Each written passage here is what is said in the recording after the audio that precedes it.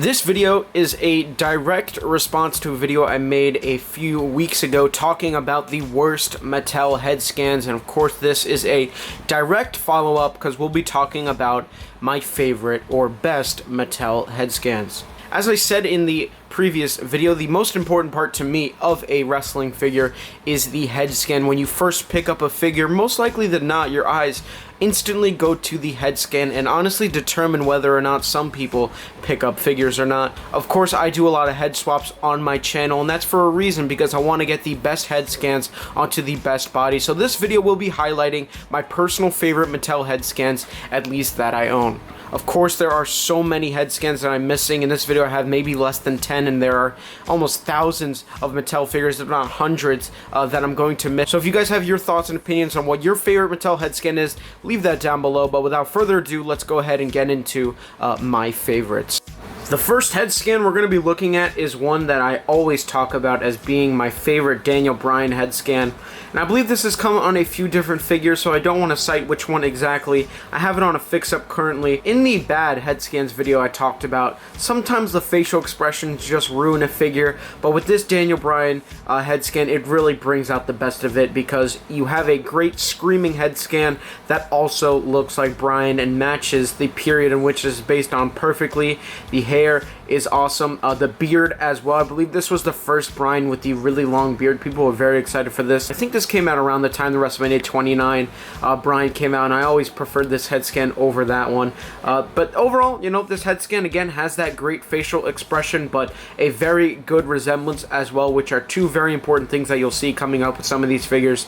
So I gotta put this Bryan on the list. This pick might be a little bit biased, only because this is an extremely rare head scan that I might be putting on here just for that reason, but it's also one of the more unique head scans, especially when you compare this SES Punk head scan to the others. Of course, when Punk was running the Straight Edge Society and got his head shaved, then wore the mask and then got unmasked, it was really awesome looking, and this, of course, captures that look. Now, this head scan comes from the SES Punk. I have it on this custom as of right now.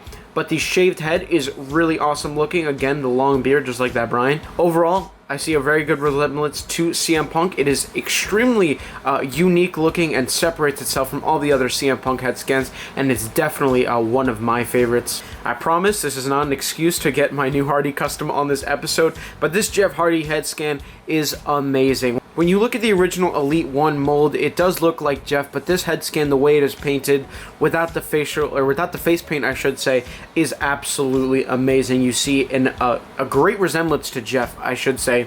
The beard is definitely unique looking, matches Jeff's look. The face itself has a very Jeff-esque expression, with the eyes being a little bit buggy. Eyebrows painted uniquely. He's got his earrings on, his blue earrings on both sides. Again, not the most expressive face scan, but definitely a great one that captures Jeff Hardy's likeness greatly. Let me give a shout out to Venomine, because I know he's going to like this pick. Here we have Neville, and this Neville head scan, especially when you compare it to the older Neville head scans, is so much better. It's got a great serious facial expression, but it also is identical to Neville when he wore this attire at WrestleMania. Is easily one of my favorite head scans. I know we're talking about the actual face, but the way the hair is molded as well, and of course the beard, again, great. Just a major, like I said, step up from the older Neville head scans. There's just something about this head scan that I think is, I don't know what it is. It just looks extremely more detailed than some of the others. Absolutely love this head scan, of course, which is why it's on this list. Here we have Paul Bearer. Do you guys remember before the Paul Bearer Build-A-Figure came out, they were going to release another wave, I believe in Toys R Us, and that never shipped, and we waited like 2 years for it, and we finally got it, and man, was it worth it. This Paul Bearer head scan is amazing. Of course, they got his facial expression, his famous signature facial expression, but not only that, again, the resemblance is on point and looks like Paul Bearer, which is actually very impressive, because I'm assuming they didn't scan him for this face scan, because unfortunately he passed away. So I believe this is all just made from their digital artwork, if I am correct, and no actual face scan that they do of Paul before he passed. So this is amazing, captures his likeness amazingly. I'm saying the word amazing a lot, but they got the eye makeup, the facial expression, the mustache, the hair. It's all on point, and this Paul Bearer figure is awesome. You might be thinking, how the hell can this Kane head scan be amazing? I mean, he's wearing a mask, but hear me out, okay? Hear me out. I know I'm biased because the Elite 12 Kane is one of my favorite figures, but the mask is awesome. And when you look at a masked picture of Kane from this era, you can see that there is a resemblance just beyond the mask. But the way the mask is painted, even though mine is a little bit chipped up because I've had it for so long, it is awesome. And I keep saying that word because this one truly is. The Elite 12 Kane is such a special figure to me, only because I wanted it for so long. I finally got it, lived up to all of my expectations. The way the mask is painted, I just love it so much. This figure is just, I hold it so close to my heart. Love the Elite 12 Kane and the face skin especially. Now this actual figure itself, regardless of the re-release, is extremely rare, but the San Diego Comic-Con Undertaker is easily one of the best head scans. Now again, you can see the eyebrows on mine are a little bit weird. That's because they were chipped up, so I had to shorten them down. But I will have a picture right here with the original head scan, even though you still have one right here. And obviously the thing that stands out the most, alongside, well actually besides just the way the hair is molded way differently than any other Undertaker, and same going for the beard, is the white eyes. Now they did re-release this figure in a Defining Moments set, I believe, and it still looked good with the painted eyes, but the white eyes to me on this Undertaker head scan truly differentiates itself from any other head scan that's been released by Mattel. Extremely unique looking, a great resemblance to Undertaker at the time, and again, one of the best, and I think everybody can agree on this one of the best Mattel head scans. Now I've saved this one for last, and you might be confused as to why.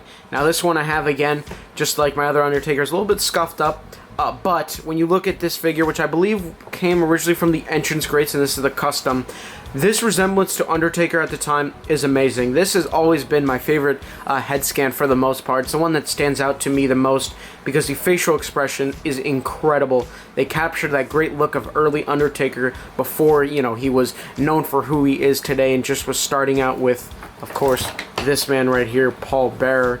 Let me get even a closer look at this Undertaker head scan if we can. The way the eyes are painted, the way the makeup is painted, the beard, the hair, it all is just absolutely amazing to me. Again, mine is a little bit beat up, but that does not neglect from the fact that this Undertaker head scan is incredible and is probably my favorite Mattel head scan of all time. It's just always stood out to me as so special, so unique, which is why I have it on this Elite figure.